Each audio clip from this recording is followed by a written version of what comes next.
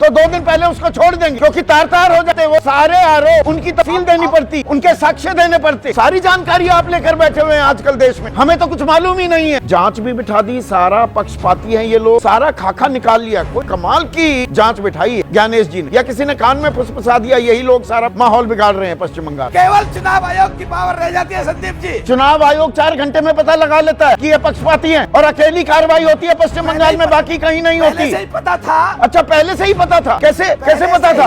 और डीओपीटी कैसे चुपचाप बैठा हुआ था? हिम्मत तो खिला के दिखाओ ना। आप तो गुस्से में आओ ना, आप तो गुस्से में लाल पीले हो गए। अरे हिम्मत है, ऐसी हैसियत है। अगर इतनी हैसियत है दो ना, जरा दाम लगाओ मेरे। आओ लगाओ, आओ करो, कोशिश करो। आज नेशनल टीवी पे दाम लगा के दिखाओ ना, मलाई खिला कर दिखाओ। क्योंकि वो मलाई खा रहा होता है हलवाई, सत्ता की मलाई खा रहे हैं। सत्ता की मलाई खाएंगे और सवाल आपसे ना पूछे तो किससे पूछेंगे? एनडीए के हिस्से तो हैं, हलवाई के ततैया तो हैं। भाई संदीप भाई, मलाई मैं अटका हुआ हूँ आज मैं भी अटका हुआ हूँ। हाँ, मैं हस्तक्षेप करूंगा। मुझे मालूम है आप एक लाइन करते रहेंगे, मैं बिल्कुल हस्तक्षेप करूंगा। दोस्तों, संदीप चौधरी ने बंगाल चुनाव में चल रही बीजेपी की कथित धांधली को लेकर लाइव डिबेट में मोदी के प्रवक्ता को ऐसा घेरा कि बात सीधी बहस से निकलकर तू मैं तक पहुंच गई।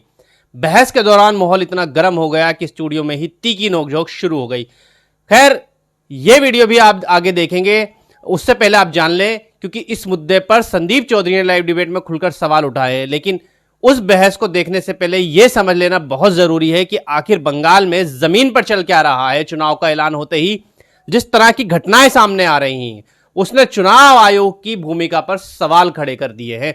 विपक्ष लगातार जो है आरोप लगा रहा है कि चुनाव आयोग एड़ी चोटी का जोर लगाए हुए ताकि किसी भी तरह से बीजेपी को बंगाल में जो है बढ़त मिल सके।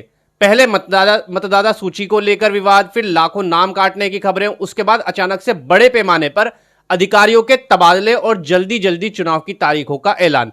इन सबको जोड़कर देखा जाए तो पूरा मामला सामान्य चुनाव जैसा नहीं लग रहा है। सबसे बड़ा सवाल यह है कि जब अभी चुनाव का समय भी नहीं आया था, जब अभी तैयारी पूरी नहीं हुई थी, जब अभी मतदाता सूची को लेकर विवाद चल रहा था, तब इतनी जल्दी चुनाव कराने की क्या जरूरत पड़ गई? आखिर ऐसी कौन सी मजबूरी थी कि चुनाव आयोग को इतनी जल्दबाजी दिखानी पड़ी? अगर पूरे देश की राजनीति को देखें तो एक चीज जो है वो साफ दिखाई दे रही है कि असम को छोड़ दे तो बीजेपी पिछले या अब के हर राज्यों में बीजेपी जो है हारती हुई नजर आ रही है, या फिर उसे हार का सामना करना पड़ा है। और बंगाल वे राज्य है जहां बीजेपी ने अपनी पूरी ताकत लगा दी थी, लेकिन फिर भी सरकार नहीं बनाई पाई थी। यही वजह है कि इस बार बंगाल चुनाव सिर्फ एक राज्य का चुनाव नहीं रह गया है, बल्कि ये नरेंद्र मोदी की इज्जत, उनके अहंकार और उनकी राजनीतिक प्रतिष्ठा का सवाल बन चुका है। आपको याद होगा पिछली बार किस तरह से पूरा केंद्रीय नेतृत्व बंगाल में उतर गया था। प्रधानमंत्री से लेकर गृह मंत्री तक हर कोई महीनों तक बंगाल में डेरा डाले बैठा था, लेकिन नतीजा क्या हुआ? जनता ने साफ मना कर दिया। अब वही कहानी फिर से लिखने की कोशिश हो रही है, लेकिन इस बार तरीका थोड़ा अलग है। इस बार चुनाव से पहले ही खेल शुरू कर दिया गया है। सबसे पहले मतदाता सूची में बड़े पैमाने पर नाम काटे जाने की खबरें आई। लाखों नहीं बल्कि करीब 60 लाख लोगों के नाम सूची से गायब बताए जा रहे हैं। सोचिए, 60 लाख लोग, मतलब कई ऐसे जिले हो सकते हैं जिसकी पूरी आबादी के बराबर ये है। सवाल उठता है कि आखिर इतने बड़े पैमाने पर नाम कैसे काटे गए, किसके आदेश से काटे गए और क्यों काटे गए? और जैसे ही इस पर सवाल उठने लगे वैसे ही चुनाव का ऐलान कर दिया गया, ताकि बहस का समय ही ना मिले, जांच का मौका ही ना मिले और सब कुछ चुनाव की भागदौड़ में दब जाए। लेकिन कहानी यहीं खत्म नहीं होती। असली सवाल तो तब खड़ा हुआ जब चुनाव का ऐलान होते ही बड़े पैमाने पर सरकारी अफसरों के तबादले शुरू हो गए।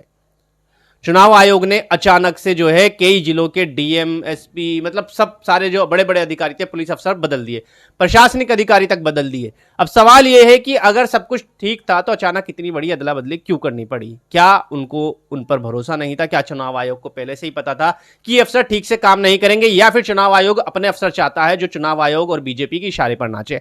और सबसे बड़ा सवाल यही है कि क्या यह सिर्फ सहयोग है या फिर ये सब एक तय रणनीति के तहत हो रहा है? क्योंकि जब भी बीजेपी किसी राज्य में कमजोर पड़ती दिखाई देती है, तब अचानक से एजेंसियां सक्रिय हो जाती है, नियम बदल जाते हैं, अधिकारी बदल जाते हैं और पूरा का पूरा सिस्टम जो है किसी एक दिशा में झुकता हुआ नजर आने लगता है। और यही सवाल यूं ही नहीं उठ रहे, बल्कि घटनाएं ही ऐसी हो रही हैं कि शक पैदा होता है। जिस राज्य में बीजेपी सरकार नहीं बना पा रही, वहां अचानक से नियम बदल जाते